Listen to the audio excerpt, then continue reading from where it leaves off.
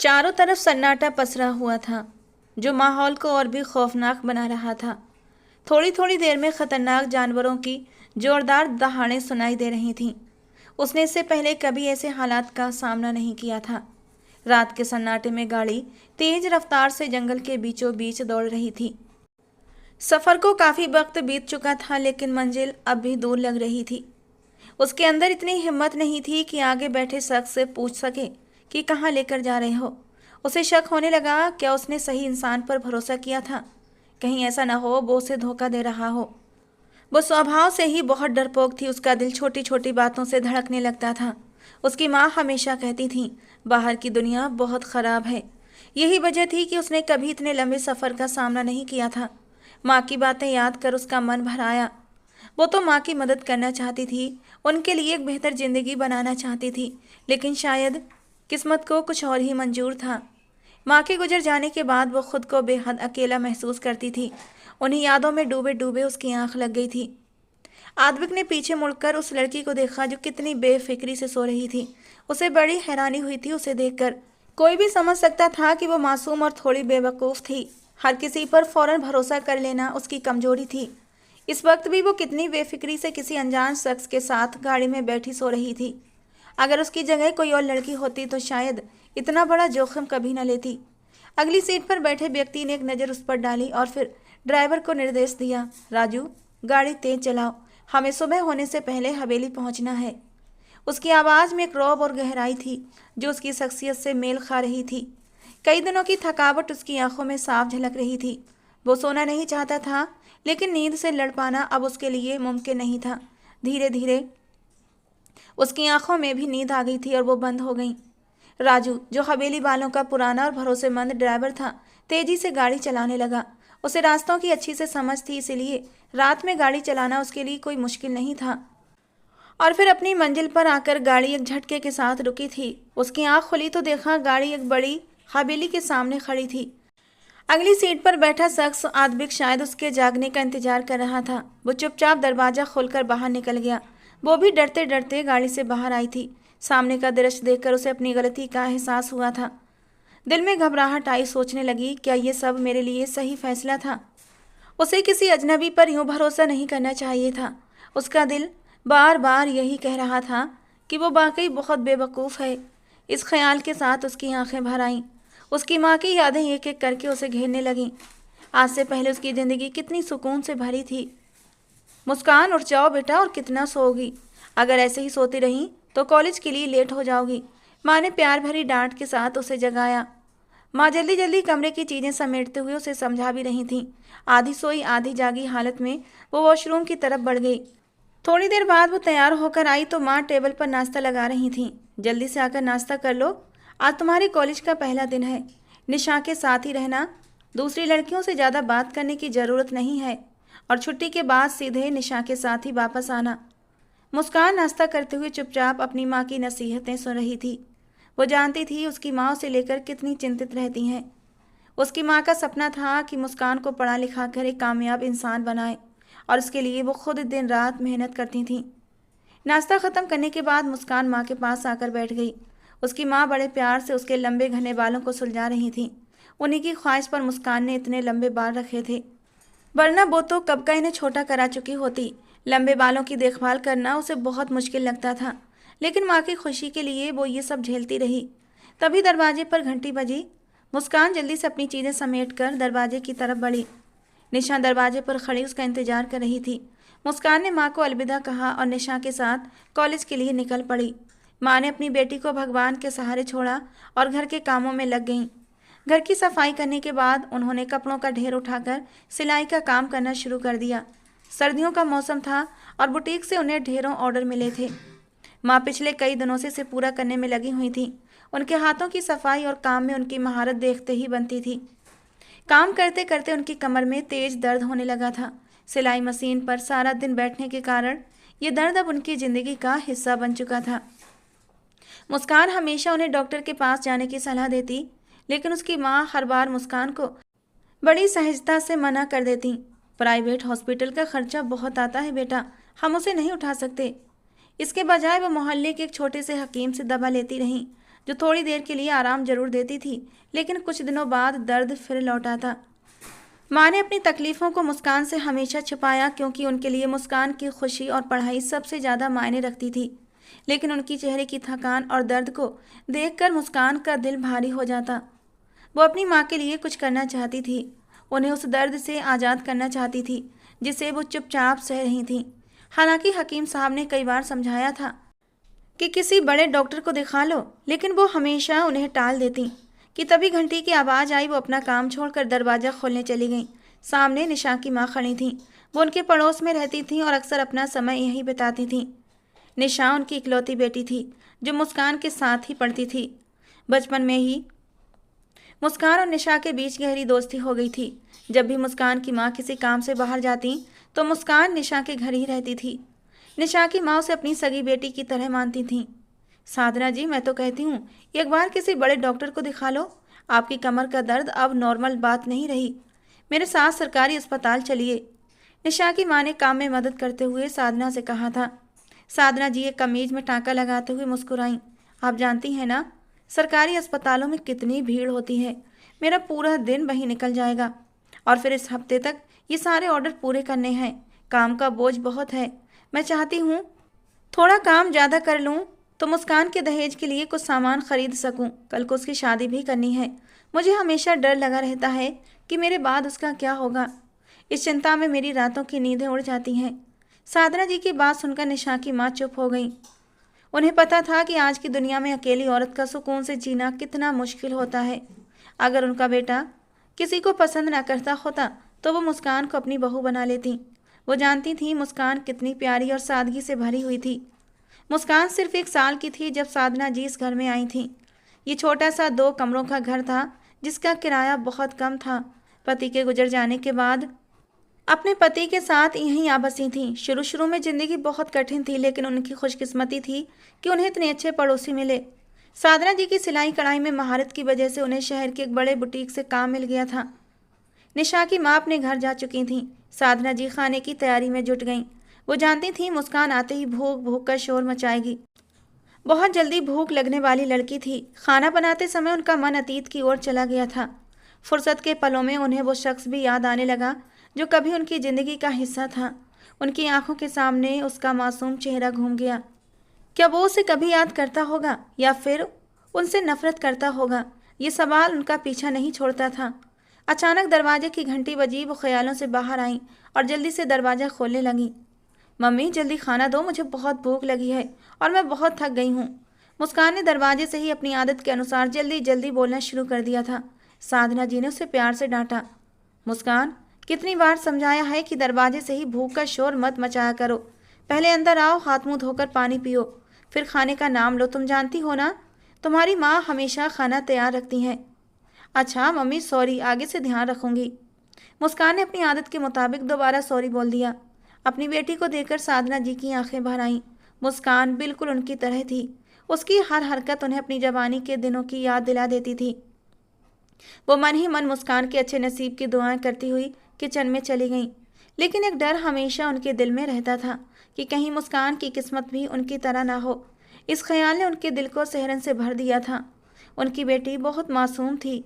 उसकी मासूमियत देखकर वो बार बार भगवान से प्रार्थना करती थीं कि मुस्कान की ज़िंदगी हमेशा खुशहाल और सुरक्षित रहे। वो जानती थीं कि वो दूसरी लड़कियों की तरह तेज तर्रार नहीं है। मुस्कान को वो निशा के घर के अलावा कहीं जाने की इजाज़त नहीं देती थीं। शुरू शुरू में मुस्कान जिद किया करती थी, लेकिन धीरे धीरे उसने गली में जाकर खेलने की जिद छोड़ दी। जब साधना जी खाना लेकर आई तो देखा मुस्कान अपना बैग खोले बैठी थी। अभी तो भूख भूख चिल्ला रही थी और अब बैग खोल कर बैठ गई हो। उन्होंने हल्की मुस्कान के साथ कहा। कुछ नहीं मम्मी, बस ऐसे ही देख रही थी। लाइए जल्दी से खाना दीजिए। मुस्कान ने जल्दी जल्दी बैग बंद करते हुए कहा। साधना जी ने प्लेट उसकी ओर बढ़ाई और मुस्कान खाने में जुट गई। बचपन से ही उन्होंने मुस्कान को माँ और बाप दोनों बनकर पाला था। मुस्कान के जन्म से कुछ वक्त पहले ही उनके पति की मौत हो गई थी। जब वो दिन याद करती तो उनके रोंगटे खड़े हो जाते। वो जानती थीं कि उन मुश्किल महीनों को उन्होंने कैसे काटा था, लेकिन मुस्कान के जन्म ने उन्हें जीने का हौसला दिया था। खाना खाने के बाद मुस्कान तो सो गई थी, लेकिन साधना जी खामोशी से दूसरे कमरे में जाकर लेट गईं। उनकी आंखों के सामने अतीत के खूबसूरत और कुछ दर्द भरे पल तैरने लगे। वो अपने माता पिता की इकलौती बेटी थीं और अपने पिता की बेहद लाडली। जब वो 15 साल की थी, उनके छोटे भाई की शादी हुई। जिंदगी बहुत अच्छी चल रही थी। उनकी जिद करने पर उन्हें शहर पढ़ने की इजाज़त मिली, लेकिन वहीं उनकी मुलाकात अमन से हुई थी। अमन का परिवार गरीब था, लेकिन वो नरम मिजाज और दूसरों की इज्जत करने वाला था। यही बात साधना जी को उसकी ओर खींच लाई। पर जब उनके परिवार को इस बारे में पता चला तो उनका भाई आग बबूला हो गया। वो अपने पिता के समझाने पर ही शांत हुआ था, लेकिन उस दिन हवेली में बहुत बड़ा हंगामा हुआ था। साधना जी ने कभी नहीं सोचा था कि किसी को पसंद करना उनके लिए इतना बड़ा गुनाह बन जाएगा। 1 महीने के अंदर उनके पिता ने उनकी शादी तय कर दी और वो घर से विदा हो गईं। उस दिन 6 साल का छोटा सा आद्विक अपनी बड़ी बड़ी मासूम आंखों में आंसू लिए साधना को देखता रहा। आद्विक साधना की भाभी का भतीजा था। जब साधना की भाभी के भाई और भाभी एक सड़क हादसे में मारे गए तो मजबूरन उनकी भाभी 3 साल के आद्विक को अपने साथ ले आई, लेकिन उन्होंने उसे कभी प्यार नहीं दिया। उल्टा गुस्से में उसे मनहूस कहकर कोसती। साधना ही थी जिसने आद्विक को गले लगाया, उसे स्नेह दिया। वो उसे अपने हाथों से खाना खिलाती, रात में पास सुलाती। 3 साल का नन्हा आद्विक 6 साल का हो गया था और इन 3 सालों में वो साधना को अपनी माँ समझने लगा था।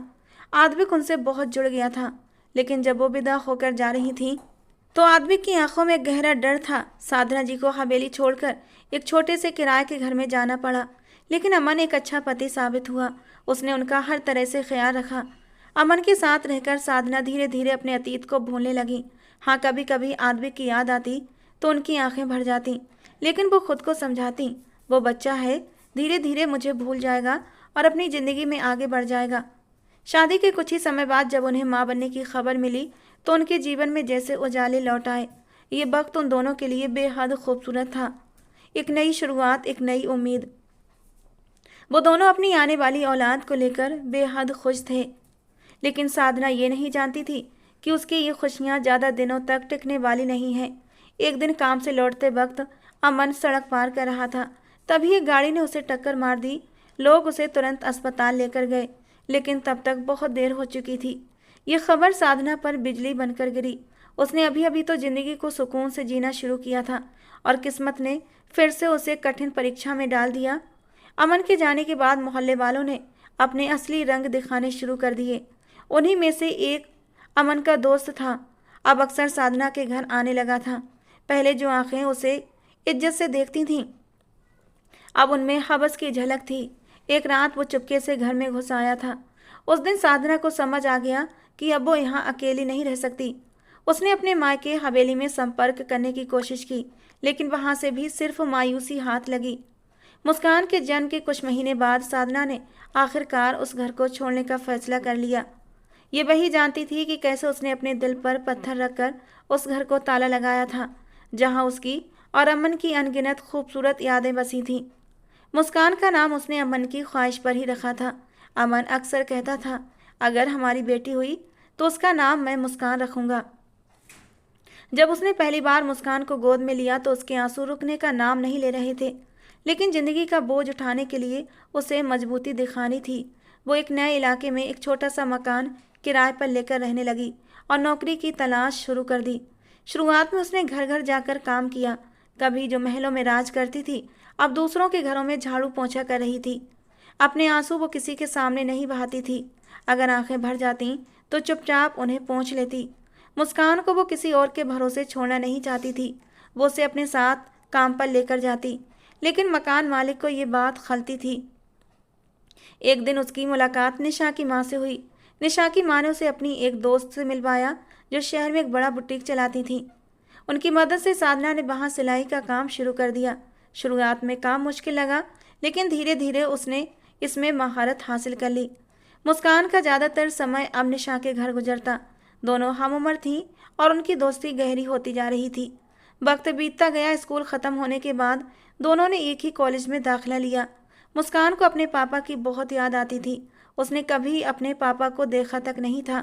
जब वो अपनी माँ से उनके बारे में सवाल करती या उनकी तस्वीर मांगती तो साधना कहती, मेरे पास उनकी कोई तस्वीर नहीं है। धीरे धीरे मुस्कान ने खुद ही अपने पापा की एक तस्वीर अपने मन में बना ली थी। कभी कभी वो अपने नाना नानी या दादा दादी के बारे में पूछती तो साधना हर बार ये कहकर बात टाल देती कि हमारा कोई रिश्तेदार नहीं है, मेरे माँ बाप नहीं थे और तुम्हारे दादा दादी भी नहीं। ये कहते हुए साधना के दिल में जो दर्द उठता वो सिर्फ वही जानती थी। एक दिन मुस्कान ने अपनी माँ को कमरे में चुपचाप एक तस्वीर को देखकर रोते हुए पकड़ लिया। मम्मी, आप फिर रो रही हैं ना? मैंने आपको कितनी बार कहा है कि आप मत रोया करें, मुझे अच्छा नहीं लगता। साधना ने हमेशा की तरह कहा, नहीं बेटा, मेरी आंखों में कुछ चला गया था। लेकिन मुस्कान जानती थी ये वही पुराना बहाना था। उसने नाराजगी से पूछा, मुझे दिखाइए, ये किसकी तस्वीर है? साधना ने प्यार से उसकी बात टाल दी। जिद मत करो बेटा, जाओ बाहर जाकर बैठो। लेकिन अब मुस्कान की उत्सुकता दिन ब दिन बढ़ती जा रही थी। वो जानती थी कि माँ उसके हर सवाल को अनदेखा कर देती हैं। शाम को डिनर करते वक्त मुस्कान ने कहा, मम्मी देखना, मेरी पढ़ाई ख़त्म होगी तो मैं एक अच्छी नौकरी करूँगी, तब आपको ऐसे काम नहीं करना पड़ेंगे। ये सुनकर साधना ने मुस्कुराते हुए उसके सिर पर हाथ फेरा। रात में जब मुस्कान सो गई तो साधना अपने काम में लग गई, लेकिन उनकी कमर का दर्द बढ़ता ही जा रहा था। दर्द से परेशान होकर उन्होंने एक पेन किलर खा ली और थोड़ी देर आराम करने के लिए लेट गईं। थकान और दर्द ने उन्हें जल्दी ही नींद में खींच लिया था। मुस्कान को सोए हुए काफ़ी वक्त हो चुका था, लेकिन अचानक किसी अजीब से एहसास के साथ उसकी आंख खुल गई। पिछले कुछ दिनों से रातों में उसे ऐसा ही महसूस हो रहा था। घबराहट के मारे उसकी सांसें तेज हो जाती और वो बिस्तर पर बेचैन हो जाती। थोड़ी देर बाद जब उसकी धड़कनें थमी तो उसने अपनी माँ का ख्याल आया। उसकी नज़र उनके बिस्तर पर पड़ी जो खाली था। चादर एकदम साफ सुथरी और करीने से बिछी हुई थी। इसका मतलब था कि वे अब तक अपने काम में लगी थीं। परेशानी से वो नंगे पांव ही अपने कमरे से बाहर आई। ठंड बहुत थी, लेकिन माँ वहीं आंगन में सो रही थी। इतनी ठंड में भी उन्होंने बस एक हल्की सी चादर ओढ़ रखी थी। वो चादर बचपन से ही देखती आ रही थी। धो धोकर उसका रंग फीका पड़ चुका था, लेकिन माँ उसे हमेशा अपने पास रखती थी। एक बार मुस्कान ने उनसे पूछा था, मम्मी, इस चादर में ऐसा क्या है कि आप इसे कभी नहीं फेंकती? और तब उन्होंने बताया था ये चादर उसके पापा ने उन्हें तोहफे में दी थी। उस दिन के बाद मुस्कान ने कभी उन्हें इसे फेंकने को नहीं कहा। मुस्कान जल्दी से कमरे से कंबल उठा लाई और अपनी माँ को अच्छे से उड़ा दिया और वहीं बैठ गई। और पता नहीं कब माँ के पास बैठे बैठे उसकी भी आंख लग गई। सुबह जब साधना की आंख खुली तो उन्होंने मुस्कान को देखकर उसे डांटते हुए कहा, तुम यहाँ क्यों सो गई थी? अपने कमरे में आराम से सो जाया करो।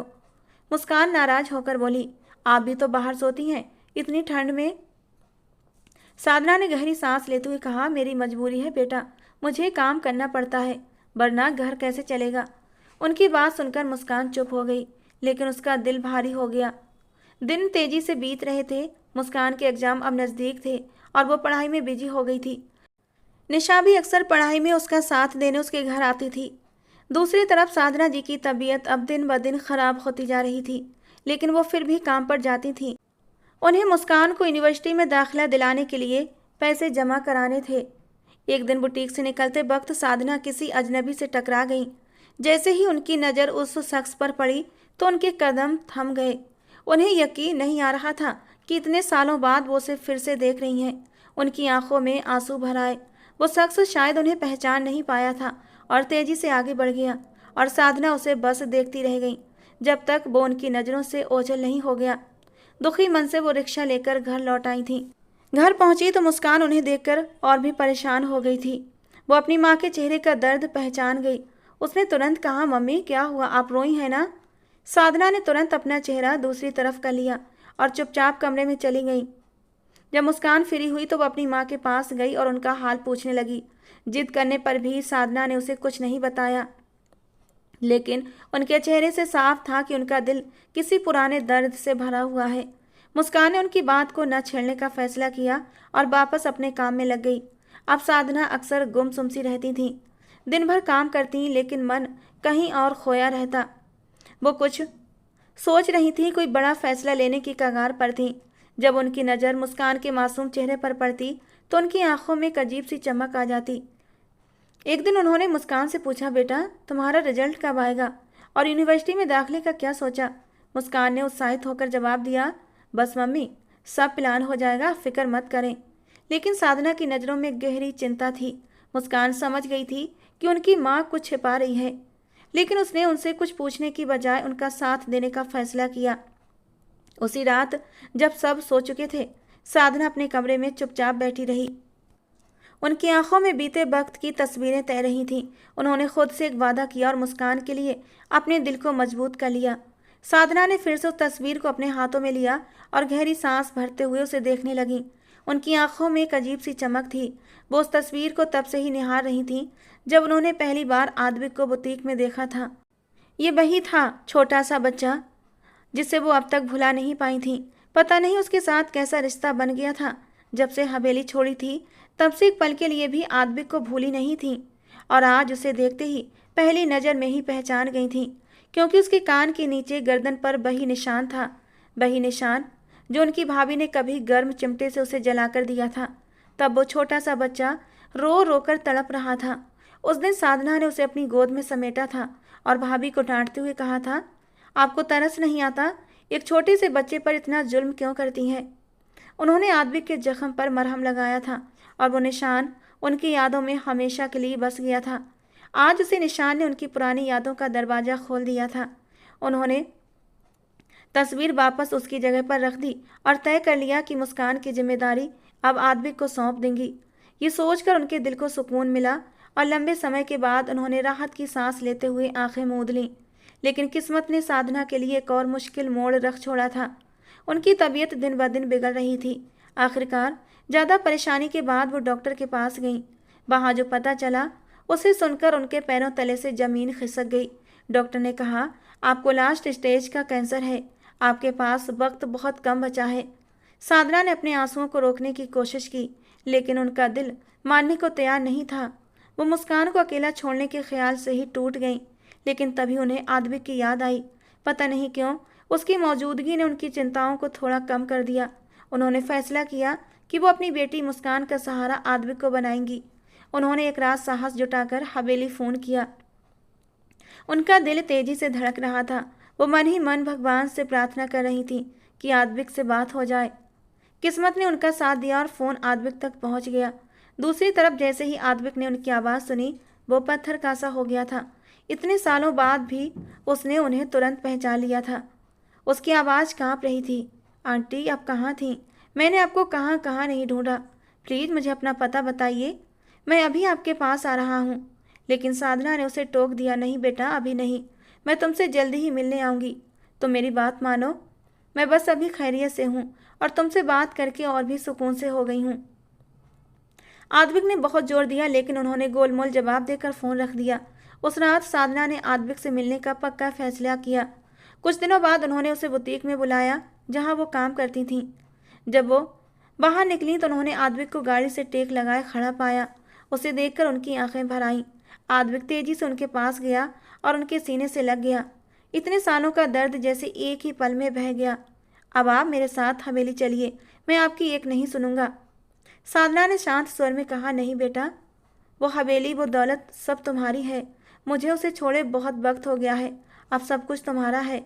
आद्विक ने उनकी बात काटते हुए कहा, ऐसा मत कहें आंटी, वो हवेली आपकी है। 5 साल पहले दादाजी भी मुझे छोड़कर चले गए।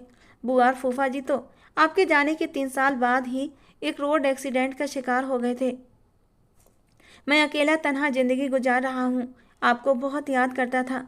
दादाजी ने मरने से पहले वसीयत बनाई थी। उन्होंने सब कुछ आपके और मेरे नाम किया है, लेकिन मैं जानता हूँ इस सारी दौलत पर सिर्फ और सिर्फ आपका हक है। इस हवेली की वारिस आप हैं, मैं तो कुछ भी नहीं हूँ। मैंने कहाँ कहाँ आपको तलाश नहीं किया, आपकी बहुत याद आती थी। उसके परिवार पर इतनी मुसीबतें आ गईं, यहाँ तक कि उसका सारा परिवार ख़त्म हो गया था। जानकर उसे बहुत दुख हुआ था। आंखों से आंसू बहने लगे। आद्विक भी रो रहा था। साधना ने उसे चुप कराते हुए कहा, गुजरे वक्त को भूल जाओ बेटा, वो बस हमें दुख देगा। उन्होंने आद्विक को अपनी बेटी मुस्कान के बारे में बताया।